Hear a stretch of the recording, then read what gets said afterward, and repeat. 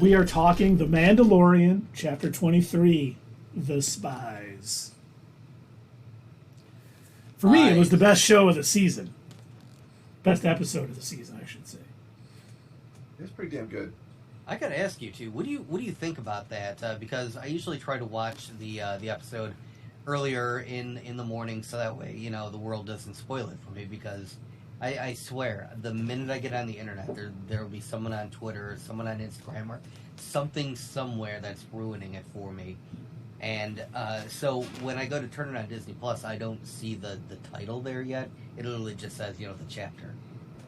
And so when I found out that the episode is called Spies, plural, I was like, well, what the heck does that mean? Because I knew that Elia Kane, she's a spy, clearly. We kind of figured that. She's still working for Moff Gideon, in Coruscant, dealing with that probe droid and, talking to his hologram and everything. So she's a spy, obviously, but, who are the other spies? I have a theory on who I think the other spy is. Oh. Who is it? Should we, wait till we talk a little bit more, or do you wanna throw up your theory now? How do you want to do this? It's up to you. Attack on Show just guessed it in the thing. I think it's the Armorer. Because think about something. Let me tell you something. She was talking about the Forge at Mandalore, like it was the greatest thing ever. She couldn't wait how great it was. Mm-hmm. Mm-hmm. First chance she got, she skipped back to the fleet because she knew that attack was coming, because she let Moff Gideon know who was coming and when. She is 100% working for Moff Gideon. So I was thinking about that, but now I'm also going back to, and I'm thinking about her reactions in the first episode when Din Djarin came back with the Beskar that had the imprint of the Imperial seal. Paz Vizsla was pretty upset about it, but how did she react? Because I don't remember. I didn't go back and watch it. Didn't seem to faze her at all. Didn't seem to faze her. Yeah. That might lay a little bit more... might make your theory a little bit more plausible then, because it could be that she may have ties with the Empire going back before they even got to Navarro then. And yes, Attack on Show asked if we noticed the spikes on Moff Gideon's helmet. 100% yes, which looked a lot like the Mandalorians back in the day. We've talked about how the Armorer has them and maybe why. So, it was just awfully suspicious that she offered to take those people back to the thing to get help, get medical attention. And all of a sudden, they basically walked right into a trap. Someone let them know. And the fact that it was Spies lets us know it wasn't just Elia Kane. It was 100% the Armorer. And I think that leads into my theory from a couple weeks ago that it's Rook cast. Because she was working with Maul. She was one of his special operatives, so she could definitely, work as a double agent. Definitely be getting information out to Moff Gideon, what he needs, and even, they had a bunch of Beskar armor. Who do you think probably taught them how to forge it? So was it the armor that broke him out of the shuttle? That I don't know. I don't think so, because she always seemed to be around when they needed it, but she definitely probably has contact with other, Mandalorians who could have done it, but it also could have been these new stormtroopers that he said are wearing Beskar armor. Are they stormtroopers, or are they defected Mandalorians that never turned away from the Empire? Oh, that's a good point. I didn't even think about that. Because, there was a bunch of them that were still serving the Empire during Rebels. And they were wearing that white Mandalorian armor. Yeah, Gar Saxton had it. Yep. You're right. It definitely could have been Imperial adjacent Mandalorians. Mm-hmm. I think you're... And that's what I was thinking as soon as they just started pacing. I'm like, oh man, this is a trap. I just felt like Admiral Akbar Central. I was like, why? Oh, yeah. It seemed obvious to me that it was a trap, before they even got to the hangar. I was like, why? Nope, this is not good. This can't be good. And I was right. The feeling. Mm-hmm. But hey, yeah, I put we totally did it again. We jumped right to the end. That's just what we do. I kid you not. Oh man, that is yes. So, circling back to some earlier points in the episode, and we'll definitely have to talk about that, Dave, because I think Keith and I had a little bit of issue with that. But circling back to the meeting with Moff Gideon and the Shadow Council, that was really on the nose, and it seemed to me like, so I'm watching this, and I'm watching the way that they're interacting with each other, and I'm like, that is so the Empire. The fact that they're supposed to be trying to like work together, but they're clearly not. They're clearly still doing like the whole Palpatine thing where like they're just trying to figure out a way to like one up each other. And Moff Gideon is, you know, talking about like, oh, what cloning? I'm not doing any cloning. That's what you're into. Well, at least they got Hux in there, huh? Yeah. By the way, yeah, that was little Hux's dad. known fact. That was Hux's dad who abused him as a kid, but it was Dom Hill Gleason's brother who was playing it. Yes. I remember reading the comics because the idea that they introduced the First Order in Force Awakens, but like they really didn't give you a whole lot of background on like just well they're here now. I'm like, okay. And so when I found out that there were comics that kind of explained that and went into, you know, like talking about like showing Hux when he was growing up and everything.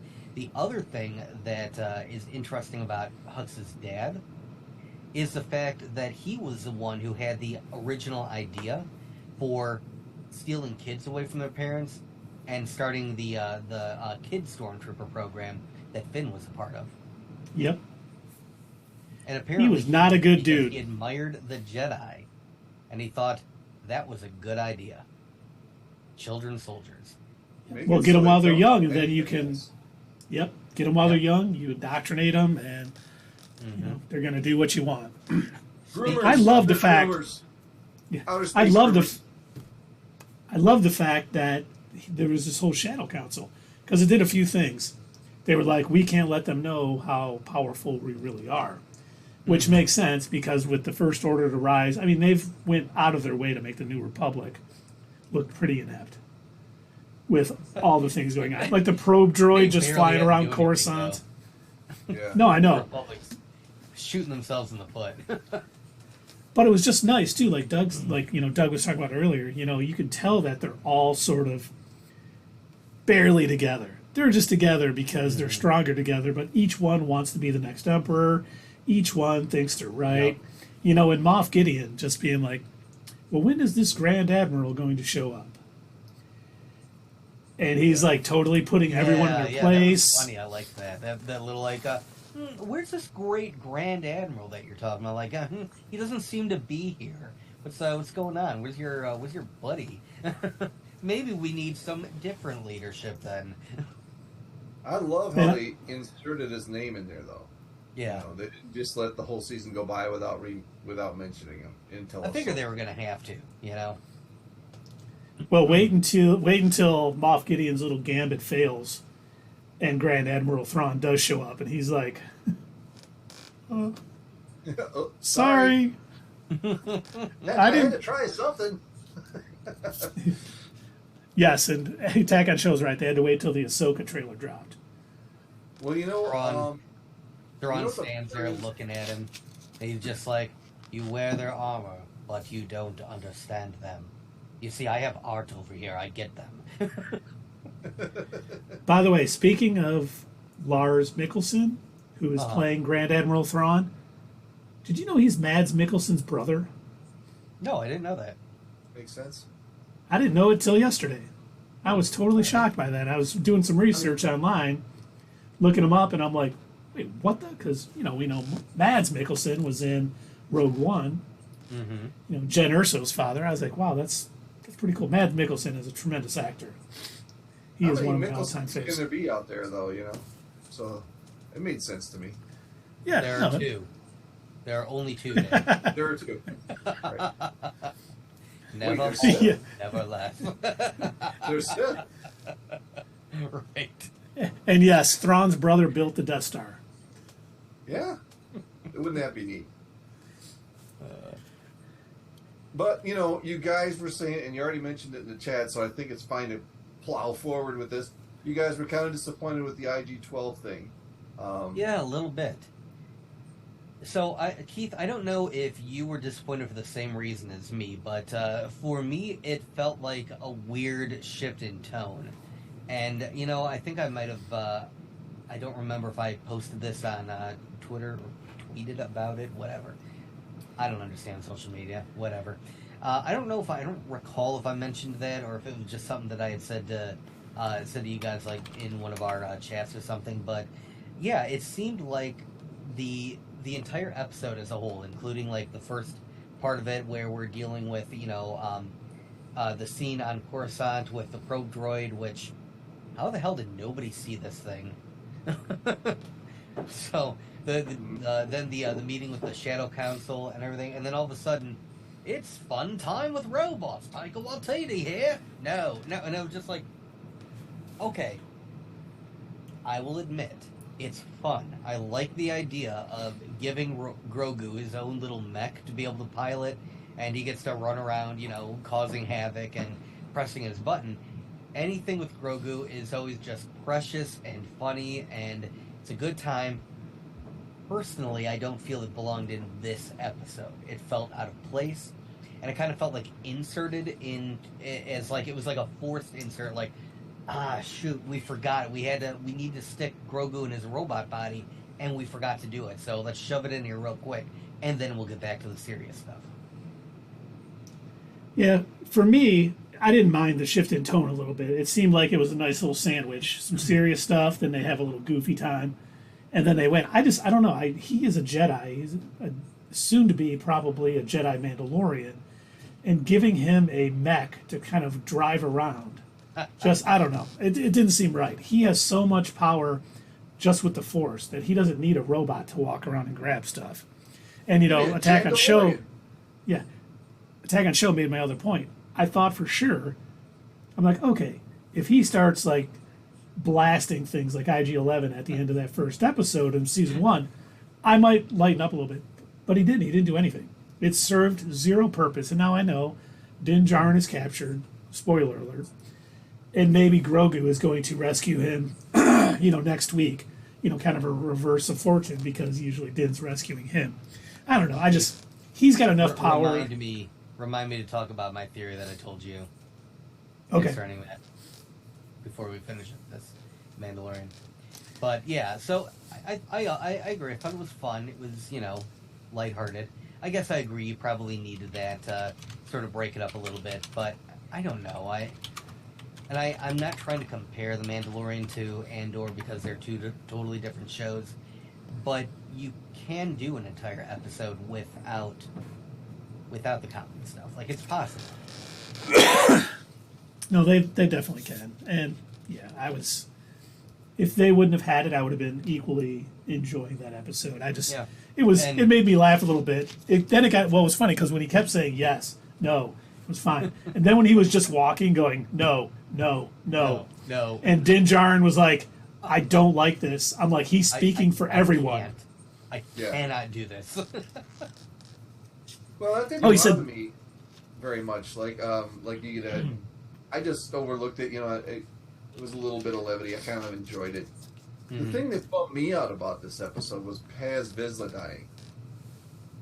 That bummed me out because I thought he was a badass, you know, and he's like the counterbalance to Mando, you know, to Din Djarin.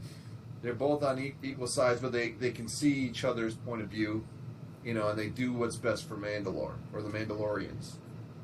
And that's exactly what he did. He did what was best for the Mandalorians by protecting their getaway.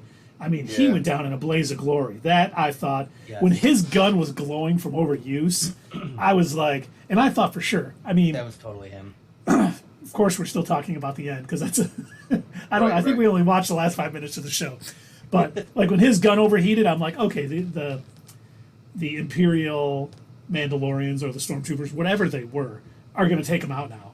But he just kept, he took them all out. And then when the guards came in, Yeah. And I was like, oh, what a nice way to wrap that up, because he was asking for him with the Shadow Council. And, those guys, I know it's Dave's favorite Star Wars movie, The Last Jedi. The fight with Rey and Kylo against them was pretty awesome. And I think it showed how, well-trained these guards are. These guys are tough, yeah. And seeing them, sticking their things right into joints to kind of take out Paz Vizsla, I was like, man, you haven't been my favorite character in the show, but way to help your brothers out, way to do what is right for Mandalore. And remember, there's another Vizsla. Yes, and I've got a theory about that. Well, I'm kind of sick of the person has to make the big sacrifice and then go out and show how dedicated he was to the cause. I'm getting kind of sick of that in all the shows I've been watching. Maybe I've watched too many of the same type of show, but to me it's getting played out. I would have liked it if he had lived on. But I see what they're trying to do with the character. I get it. I just wish he would have lived longer. Well, that's why I was bummed. I didn't hate it, but I was just bummed about it. If no one would have died, though, I don't think that scene would have meant as much. Because if they would have just all escaped and it would have been hunky-dory, I just think it wouldn't have been as deep. I don't think it would have been as emotional as it was. And Attack on Show's he's like, were the guards on break? They literally waited till everyone was dead before coming out. No, I think they're Moff Gideon's personal guards. And I think they were guarding Gideon in case anything came through or whatever. And then when they saw that there was only one guy left, Moff Gideon was probably like, just go take care of him. Mm-hmm. And it was funny. He, when he couldn't fire his gun anymore, he, threw it, knocked the one guy out, fought hand to hand. He was definitely a fighter till the end. Even though he doesn't know how to play space chess. I know. He knew how to play the right way. He plays his way, man. Come on. Right. There's different factions, and that's how he does it. It's house rules, and they never said how the people on the boat, play. Yeah, they never said whose house. Right. No. No. Oh my God! I'm glad you mentioned that, because it took me a minute. I'm not a very bright man. I think that's been well documented in all of our conversations. When Grogu broke him up, and Bo was like, taking after his dad or whatever. He's like, he didn't learn that from me. I'm like, who did he learn it from? Well, I don't understand. And I'm like, oh, wait, he trained with Luke for 2 years. I was like, I was so embarrassed for myself. It took me so long to figure out. I'm like, who did he learn it? Oh, yeah. But, of course, I think that just goes to show, too, they really, having his training and coming back to Mandalorian in a totally different show kind of doesn't have the same effect doesn't have the same effect as it would if it was within this show. And yeah, instead of some of the filler episodes they had earlier, or at least seemingly filler episodes, they could have spent, instead of putting it in the Boba Fett show, they could have put it on this show and made it seem a little bit like he was gone a little bit longer. You know what I mean? Because if you don't watch Boba Fett, and some people don't, some people haven't, they don't realize that he was actually gone. Oh, yeah. Yeah, that's something that I've seen on, different Reddit threads on social media. My sister loves The Mandalorian. She watches it pretty regularly. Really does not get into a whole lot of other Star Wars media. As far as she's aware, there's some stars, and occasionally they have wars in them. And that's about what she knows about Star Wars. And so when it comes to things like, the Boba Fett show or the Obi-Wan show, skips them, because it doesn't really matter to her. It's, it doesn't have the cute little green puppet that she knows and loves, or at least not that she's aware of. So she would have missed those Mandalorian episodes. And I know my cousin in Minnesota, same thing. When those episodes aired, I had made a post on Facebook. I'm like, today's episode of The Mandalorian was really good. People are like, wait, Mandalorian is back? And that's the thing, because not everybody was watching. Like you said, Dave, not everybody was watching Book of Boba Fett. A lot of people skipped it because it wasn't their thing. Not everybody is a diehard, we need to watch everything related to Star Wars media. And unfortunately, you know, the way that Disney Plus is situating this, where all of these things are kind of tying into each other. Even we were talking when we were talking about the Bad Batch, how that's tying directly into this whole, you know, all leading into the sequel trilogy thing. It's like you kind of have to watch them all together.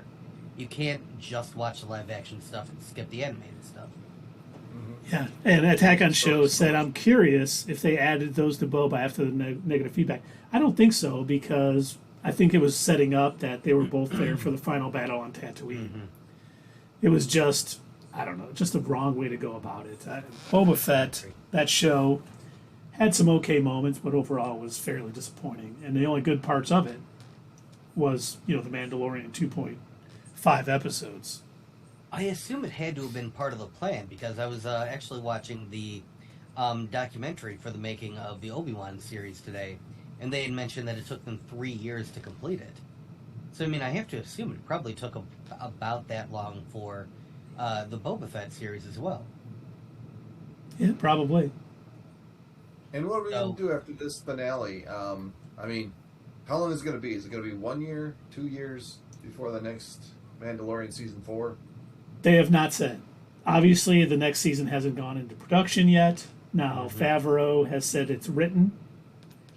Obviously, to go through some rewrites, some, you know, principal photography, all the pre-production stuff. But think about it. I mean, so this year we have Ahsoka and Skeleton Crew coming out.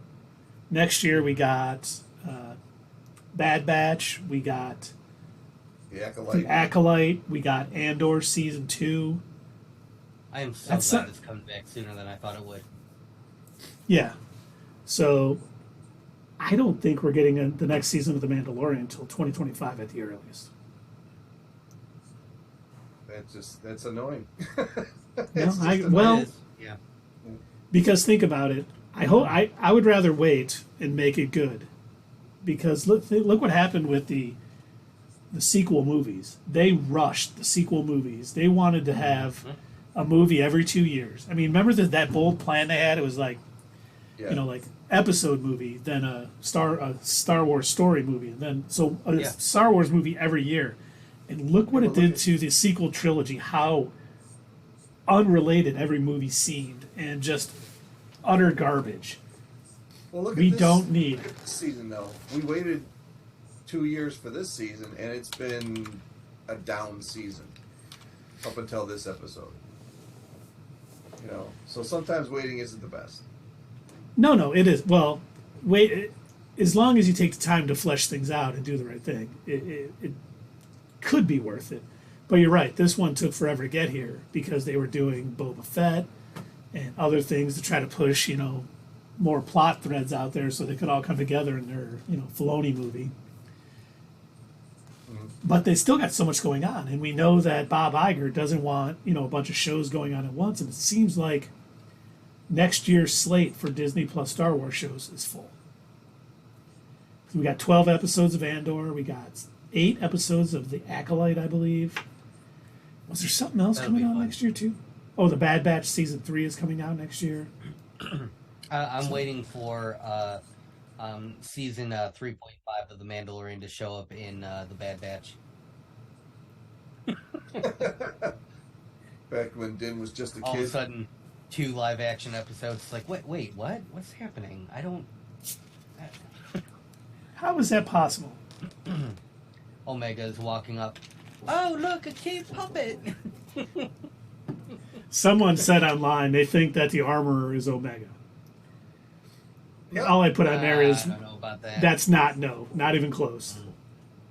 But it does seem like with the Bad Batch ending after season 3 next year, we may get her appearance in live action in the, you know, Mando-verse, the Filoni-verse, sooner rather than later.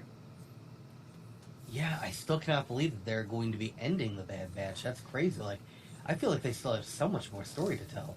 But I guess they're running out of members of the Bad Batch. Well, and I hope they did it like Andor. And, you know, Dave Filoni, when he said it, he goes, here's what story we have. That's 3 seasons, so we're only going to do 3 seasons. And they stick to it instead of being like, oh, it's popular, let's keep it rolling.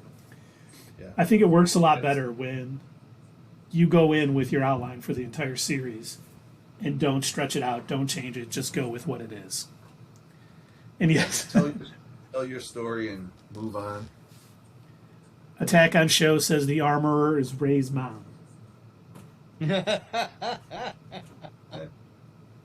She seems kind of young. With the Emperor. Oh, I think Lord. Rey would have already been born by now on the Mando, right? Look, Dave, they're trying, okay? Trying to what? Sex Wait, but- sells, man. If the armorer is Rey's mom, she wouldn't be sleeping with the Emperor. She'd be sleeping with the Emperor's son. That's his clone. Oh, Yeah, yeah. exactly. right. She hooks up with one of the faulty clones. Yep. The faulty clones, oh, Lord. Come here, Snoke. That's kind of be such a horrible way to, like, live your life. Like, so, you know, when do I get to meet your family? Oh, you don't want to meet my family. It's complicated. Send them in here. Now, do it. Right here, Dad? Come on. Do Your it. dad's a creeper, man. Yeah, I don't want to do it in front of him. What the What kind of perv is that dude? He just You wants to was make sure the you're doing boss. it right. He wants to make sure you pass on your midichlorians. What? Yes, I feel your anger. Fill her with your hatred. Ew, Dad. Hey, Dad, don't need the commentary, Dad. All right? We told you not to refer to it as that. It's already weird enough with you being in the room. You don't need to make, you don't need commentators. Ah, you've grown powerful. Dad! Yeah. Play by playing a color guy. Yeah, this is what he did back in 2012. When he did that move with the finger and the twist. Do we have any footage of that? We can bring it up for the viewing audience. No. So, back to the Mandalorian. No. Yes. I gotta say, like, you know, as disappointed as I was at first that Din gave up the Darksaber, every time I see Bo-Katan use it, I'm just like, God, that's right, she really does know how to wield that thing, like, so much better than him clunkily dragging it and, like, swinging it and, like, barely being able to, like, not kill himself, cut off his own hand or something. When she shoved it in the door and she was cutting that hole open, I'm like, oh my God, it's just like when Qui-Gon did. It's so cool. But was anyone else like going, pull out? Was anyone else thinking before that, why is she not using the Darksaber when she's fighting all of those stormtroopers? Were they too far away? Well, everyone who possesses the Darksaber, it's almost last choice. Okay, Yeah, I guess it I is gotta like the break it last out. thing they think of. Well, I'm what I not was sure. thinking, like, isn't it supposed to be, a rare thing that somebody possesses the Darksaber? And in the show, and just in the 2 years we've known about it, or at least that they've had it on the shows. I mean, we've already gone through Moff Gideon, Din, Bo-Katan, Sabine, 4 people in a quick succession of trading the Darksaber. You would think it would stay in somebody's possession for a lot longer than that. Well, no, because everyone wants it because it means you're the ruler of Mandalore. People, when they see you have it, they challenge you for it probably almost right away. But speaking So of, be a constant battle all the time. I mean, how are you going to Probably. advance your society? You're just Well, gonna that's be what bad- Bo was stupid saying. sword Like, all the time. their biggest enemy is themselves. They're constantly warring with each other. So they probably were. yeah, Well, until she Grogu said walked together. up and said no. Yeah. That's what they were missing like 200 years Yeah. ago. But remember, That's exactly it. she was the one who said no one can stand us unified, which is true. And if they ever became unified, they would be the greatest army in the galaxy, and nobody wants that. And by the way, when she was talking to Din, if they do have a Bo-Katan spin-off show, it better be the Song of Bo-Katan. That would be a cool title. Your song is not yet over. And I will follow you until it is. But we got to talk. The ending. Or I shouldn't say the ending, but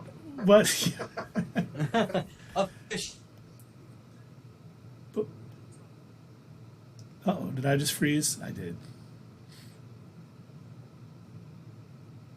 Uh-oh. Are you guys back? You did, but you're back, I think. No, yeah, I was gone. We never left. Well, since I'm hosting the thing. Yeah, we were. We'll catch up here in a sec. Mm-hmm. But I was trying to get. That's not what I wanted. Not in tangent time. Hold on a sec. Let's talk a little theory palooza now. Okay. There's two things I want to talk about. The first being during the Shadow Council talking. Mm-hmm. Moff Gideon was like, I'm not into clones. That's your thing. But we see him walking through, tons of cloning chambers and everything else. So he is doing something with clones. Now, the question is he making his Beskar Gideon DeLoreans? Is he making them out of clones? Is he doing something else? I personally think he is going to steal the necromancer plans, that Hux is doing. Probably, I assume necromancer, they're bringing back, a wizard. So that's the plans to clone the Emperor. He's going to steal those plans and try to create a clone of himself that is force sensitive. Because he even was talking, I can't remember the exact quote now, I meant to write it down and I never did. Basically saying the Dark Troopers live on in me or something. So I think he yeah. And I think he's going to either be cloning himself or be trying to make a force sensitive clone of himself. See, I took it as, and this may be just, I may be interpreting it wrong, but going back to his facility that he had on Navarro, going back to that facility, weren't those clones, didn't they look like, weren't they Snokes in a tube? Yeah, they were kind of messed up looking. Yeah, so my assumption was that Moff Gideon was the one who made the Snokes. Yeah, that's right. And so I'm thinking that probably started off as a completely separate project from Project Necromancer. I'm betting that Project Necromancer was literally just trying to clone the Emperor, using maybe just his DNA. And I think the Snoke project was something entirely different than Moff Gideon was doing originally. And I'm betting he was doing that so he could create, like, a puppet Emperor that he could control. See, I think because they have cloning down, like everyone knows how to clone pretty much. I think the part that most people don't know is what, Kamino was able to age them up like in 10 years. They don't have the facilities to, bring 100,000, clones up to fighting speed. But I think what happens is when you try to insert midichlorians or anything else into a clone, that's when they get deformed, yes. And so all those deformed clones you see is them trying to pump the force into them. You're trying to force the force. Baby. You never force the force. Everyone knows. Huge rule. Yeah, if the force could speak, it would say, only if you let me, not by force. But yeah, that was the way I took it. Again, just because of the cloning tubes that he had on Navarro, I assume that that's what he's been working on, and I think it probably started off as a wholly separate venture from Project Necromancer, and either Hux will take it over once Moff Gideon is, taken care of or whatever, and he'll discover the Snokes and be like, oh, this is the missing link, as we see like some weird deformed like Palpatine floating in a tube. Ah, this is where we were going wrong. Okay, Gideon figured it out. We're going to plug in Gideon's theories in with ours, and boom, we're going to get this guy who can't even walk. He's just kind of hanging off a chair, and he's talking to Kylo Ren. That's what we're looking for. That's what All we're right. getting. Now, can somebody get me a Playboy robe? Now, just remember one thing, though, and he could have been lying. And I know we've all watched this movie many times since it came out. Remember, the Emperor was telling Kylo Ren, I spoke to you in many voices. And then you hear, Absolutely. absolutely, thank you.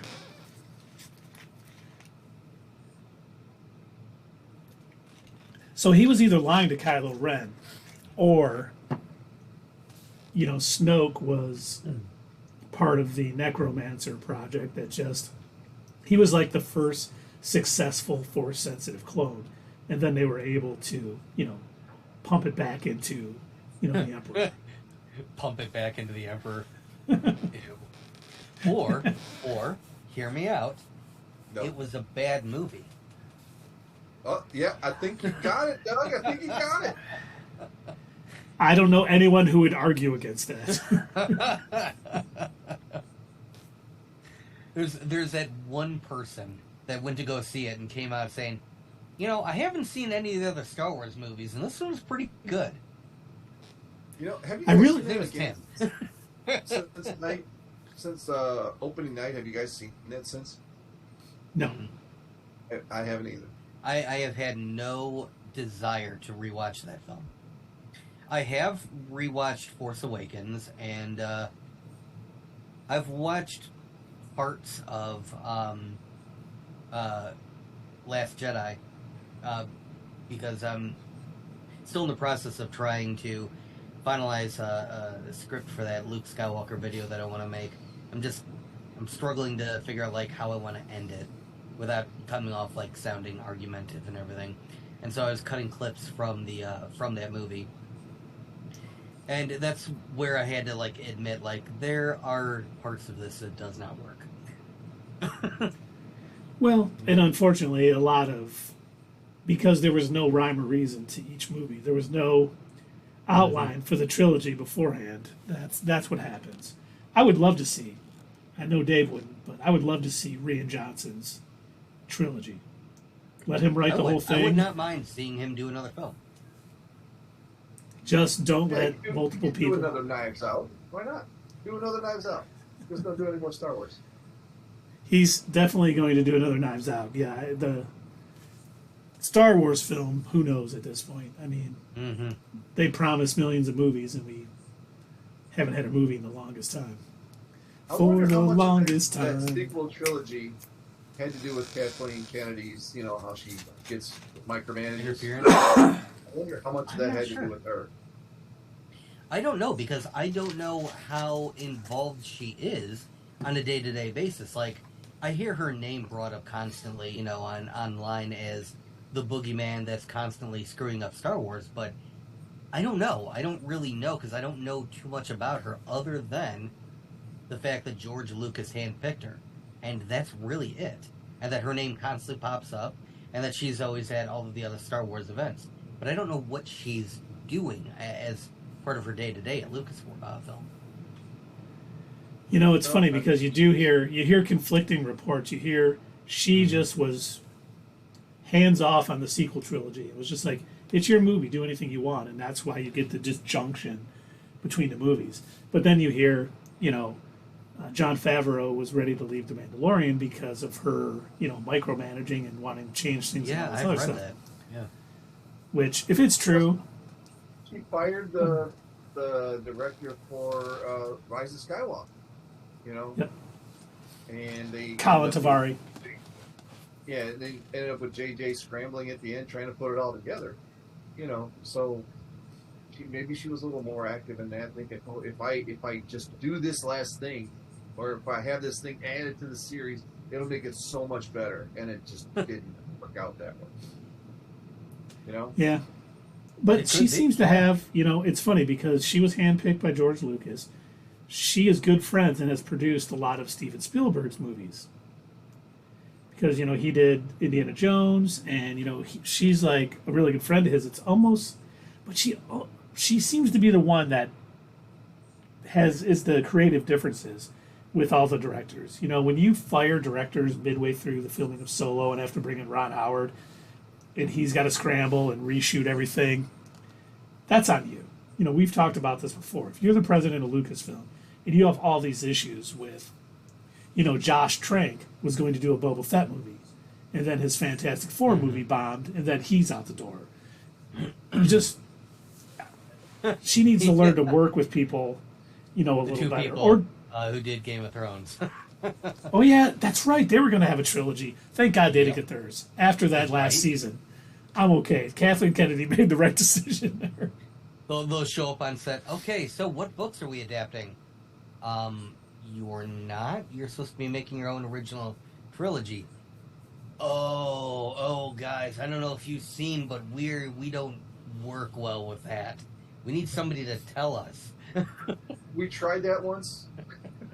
Did Did not work out. George R.R. Martin write any Star Wars books?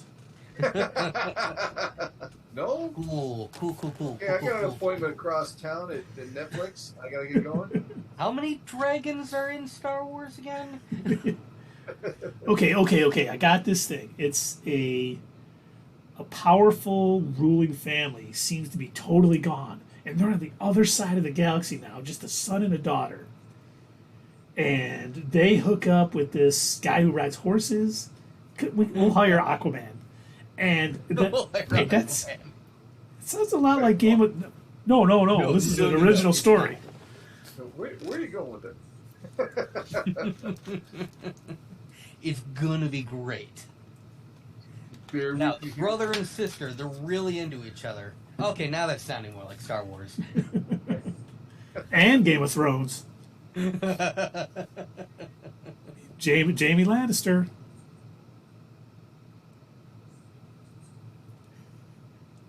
Dave's like, I need to watch this show now. What's going on? You're not touching your mic, are you? Well, I don't think you guys can hear me tonight, can you? No, we can hear you. Yeah, we can hear you. There's been a couple of times I was talking, and then you guys started talking and just kept going, so I figured you couldn't hear me. Yeah, we just didn't like what you were saying. I'm sure that's what it was. I wonder if your mic's coming in and out a bit, because remember last week, it was like normal. Then all of a sudden it was like, yeah. Mm-hmm. Well, you know, obviously, I could get a new bike if my car wasn't in the shop every other freaking day. Well, and I wonder if it's the mic or if it's the cable. Could be either or. I think I have a short cable with when the same wire on it. When I first got this mic, it was a USB-C to USB-C, and I don't have a USB-C port in my computer. Yeah. So I ended up to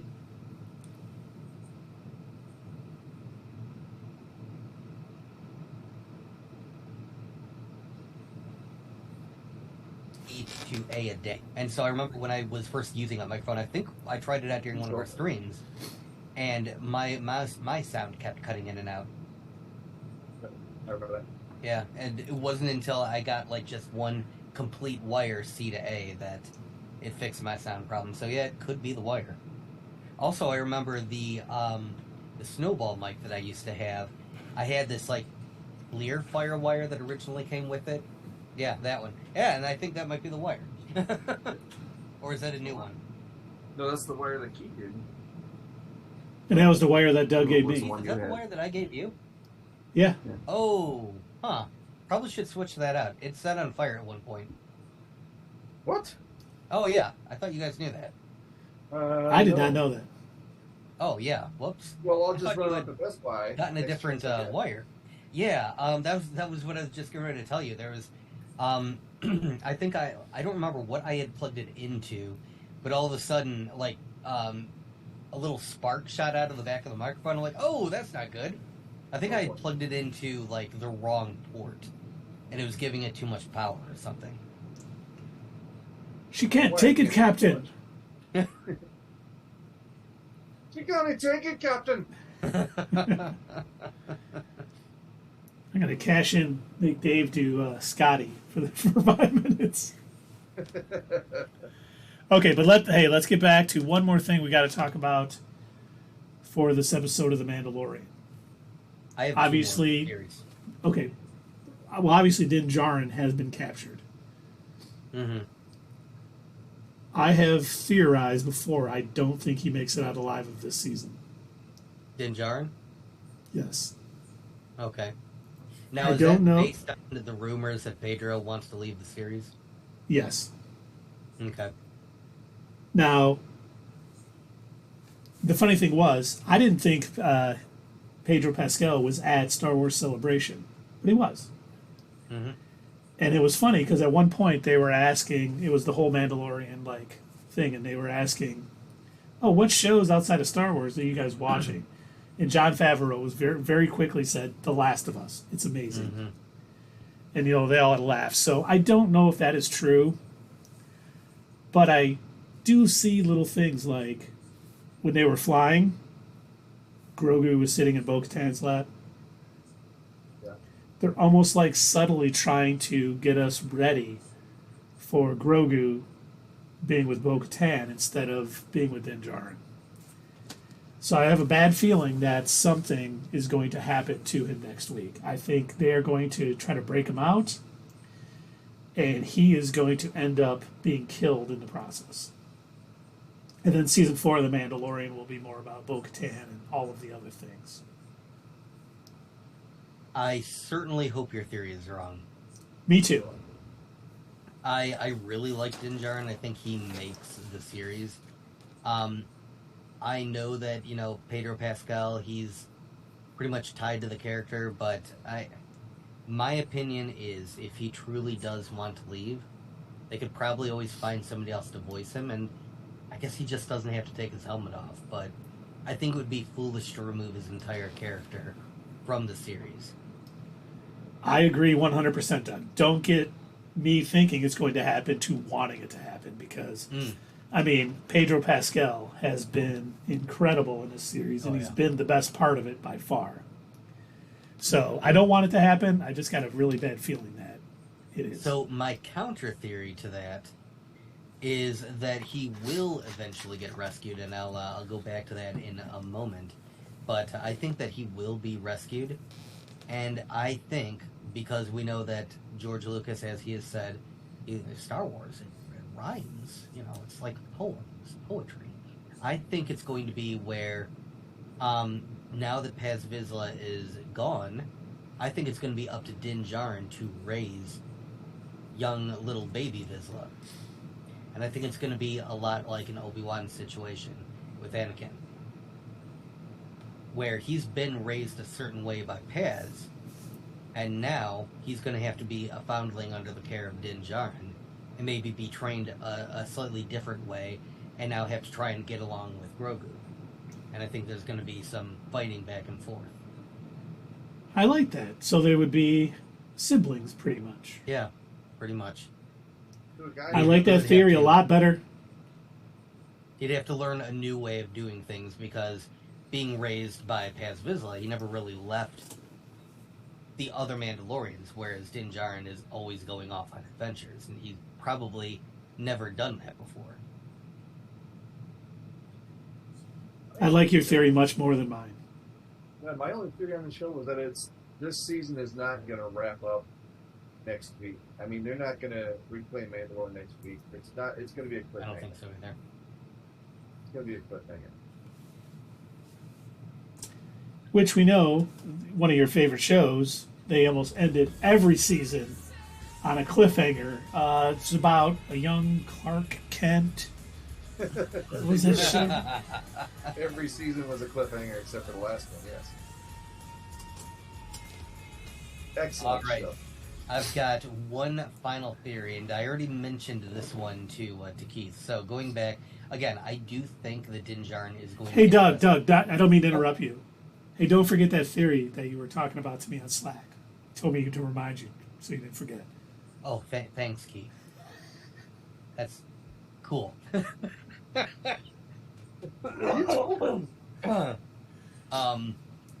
Bro, here. Anyway, if you would, Keith, set the tone. Dim the lights. Drum roll, please. Some ominous music plays, And finally, it falls silent, and you just hear an eerie warning siren in the background. And all of a sudden, eyes light up. They're red. And you hear a distant, echoed, "No. No. No." But the sound has been damaged, and it begins to warble, and it shifts, and it becomes deeper. Moff Gideon gets a look of fear in his eyes, because it sounds familiar. It sounds like someone he used to know, someone that he's based his look on. It sounds a lot like Lord Vader. The red eyes approach as the clomping metal moves down the dark hallway. All of a sudden, Mandalorian stormtroopers, whatever they are, fly into the air, multiple at once. They begin to choke, necks are snapped. As the no comes closer and closer, suddenly, we hear the hiss of an air vent. The no sounds very familiar to Moff Gideon now. It sounds very close. Beskar troopers near him, they rise in the air. They're grasping at their necks. Soon, all of them are floating, and they're either choking or they're dead on the ground. And then, suddenly, an IG arm becomes visible from the darkness as Grogu moves forward to save his father, and grabs Moff Gideon and throws him to his death.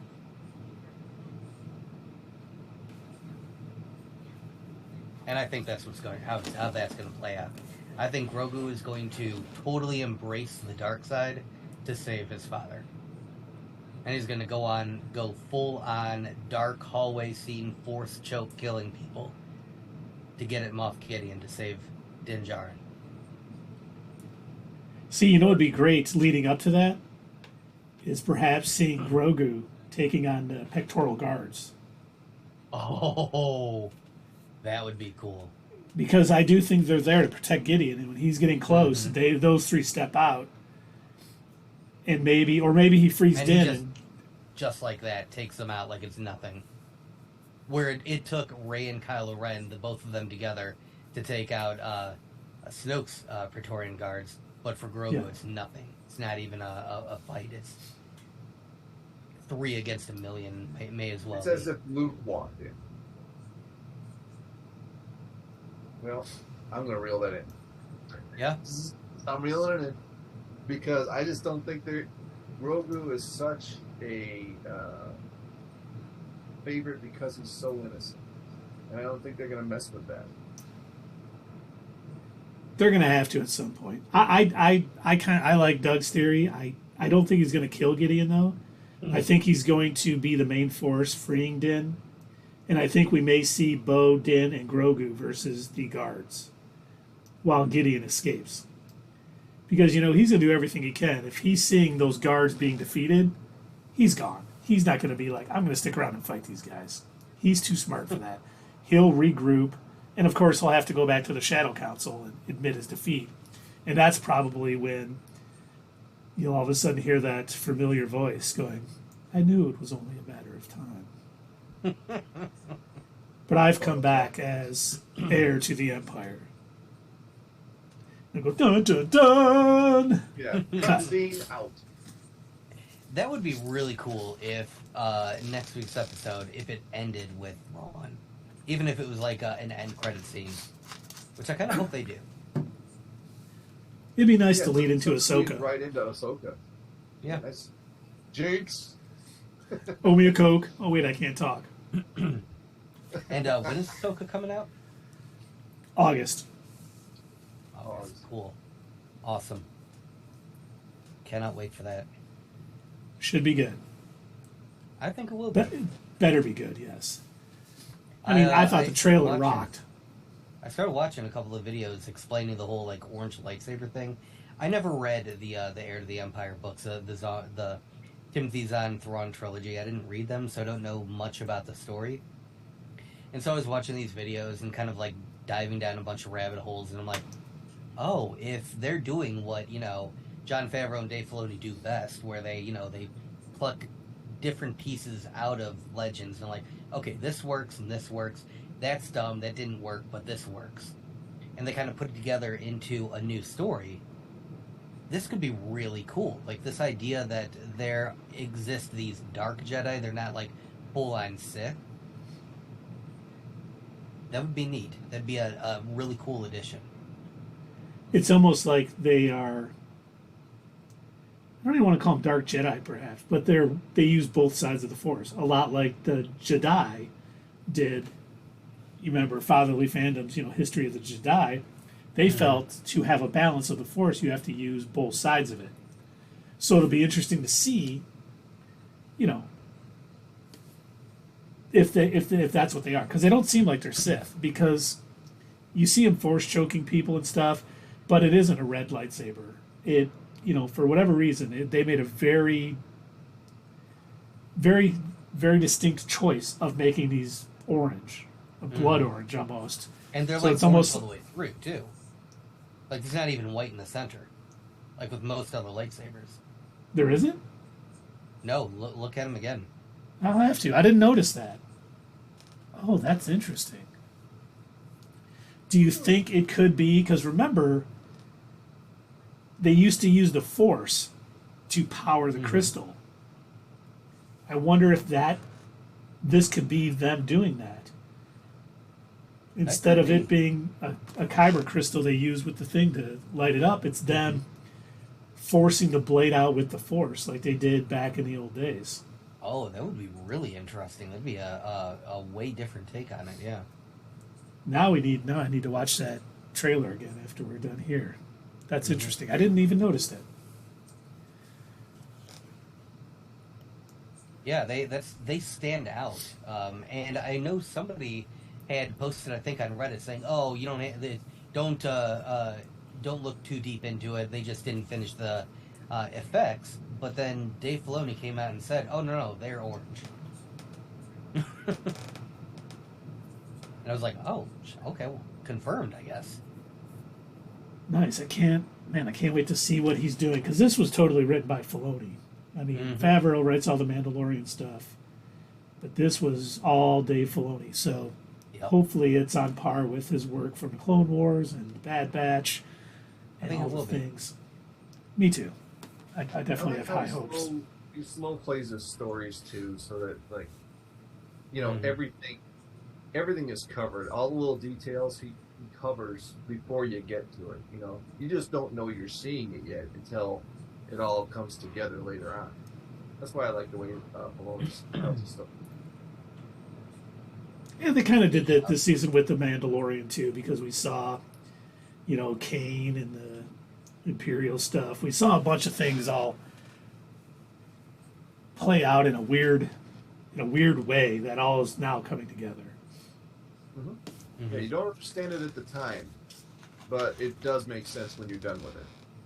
I like that kind of storytelling. I mean, that gives us plenty of ammo for what's next. It does. Agreed.